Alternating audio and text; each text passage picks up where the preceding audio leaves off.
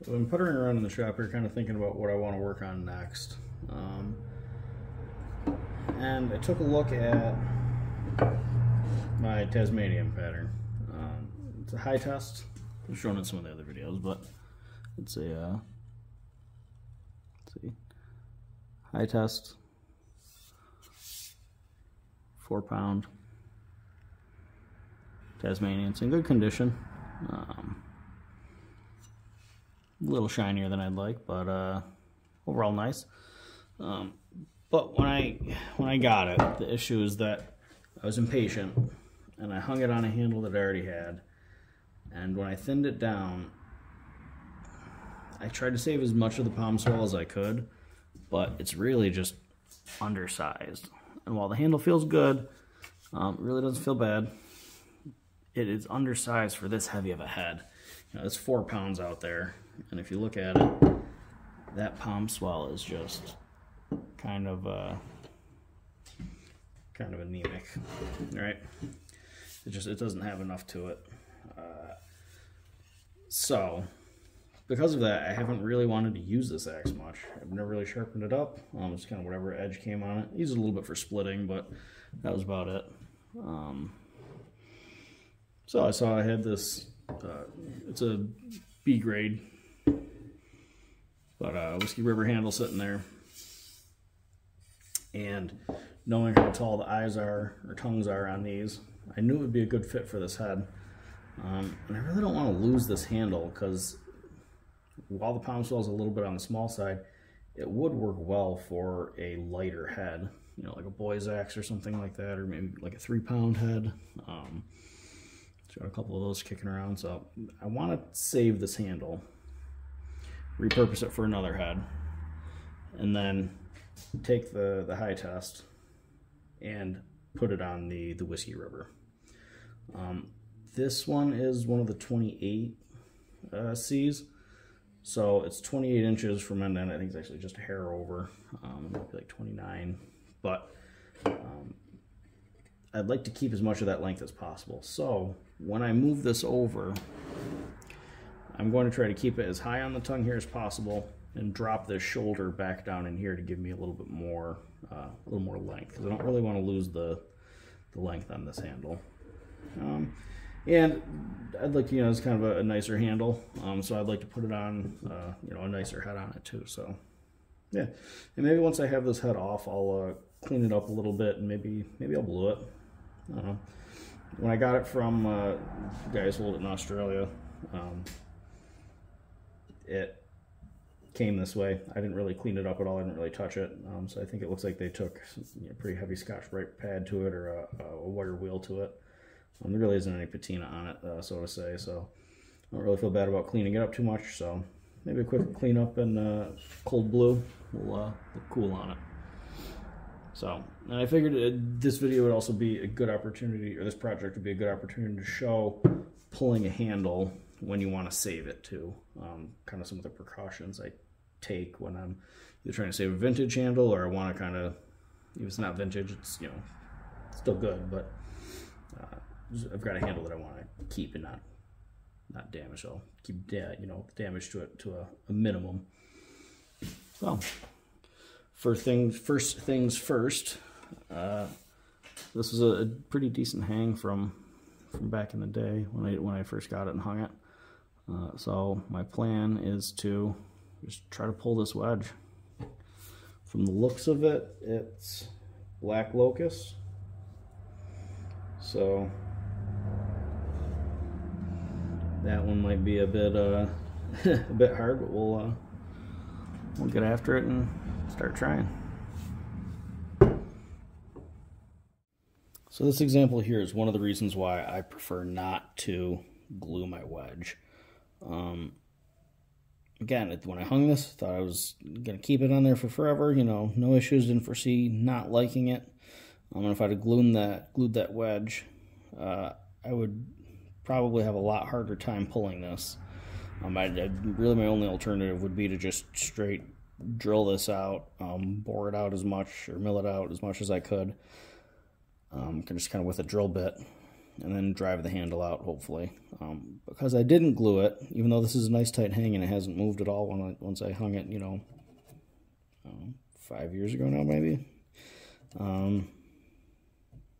Maybe not quite that long. It might have been like 3 years. It hasn't moved at all, so I didn't need that glue in there. But hopefully it'll help me being able to pull that center wedge, not having it glued.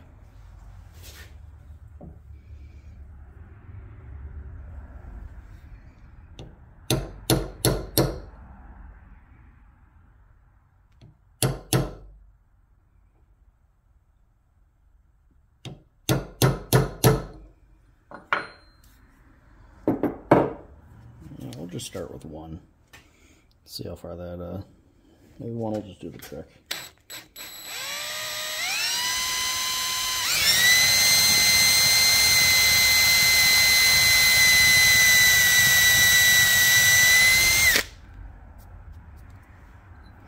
Tell you what, that black locust is no joke. It's hard stuff.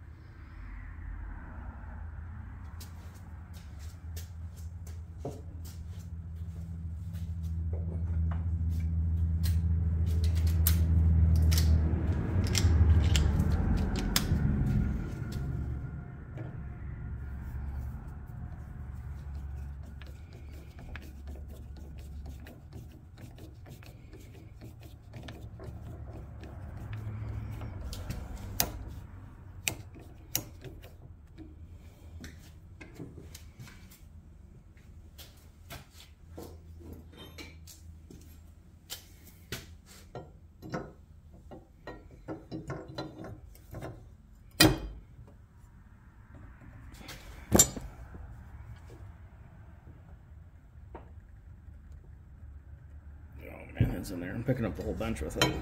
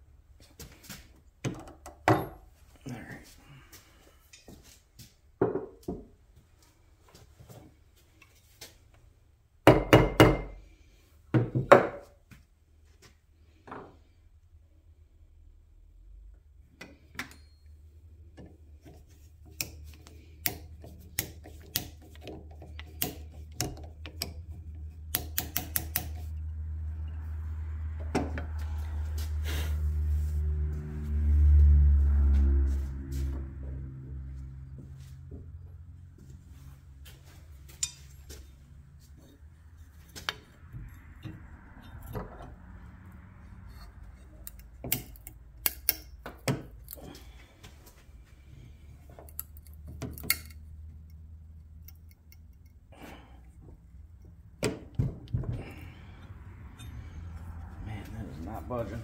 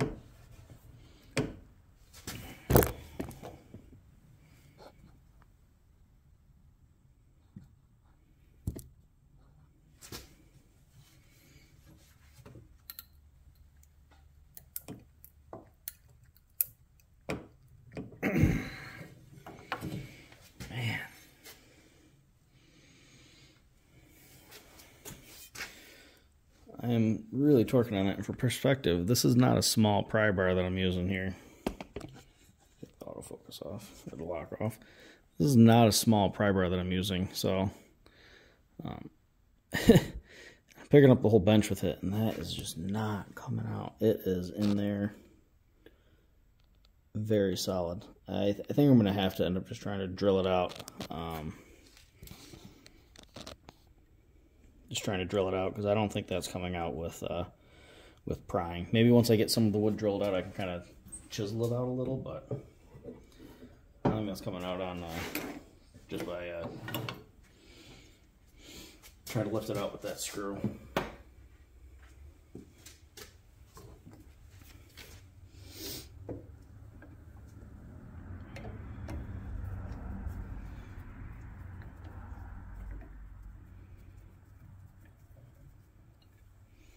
What I really need to get is a slide hammer, but I do not have one, so we're working without right now.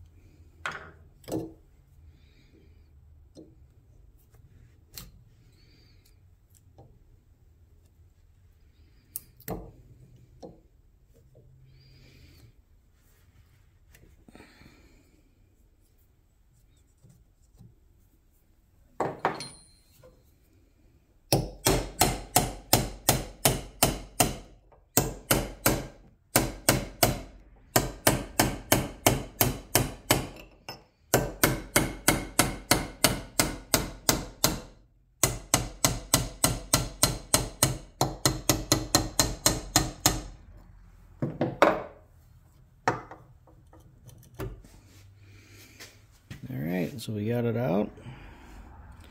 Seems like minimal handle damage.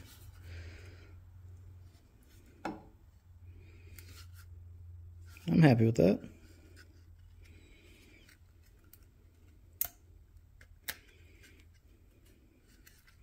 It's pretty crazy how well just the boiled linseed oil just kind of like glues that wedge in. It makes sense. It's a polymerizing oil. You know, as it cures, it hardens. So there we go. Yeah, definitely be able to save that handle again for another project. So awesome. The head itself is no worse for wear, so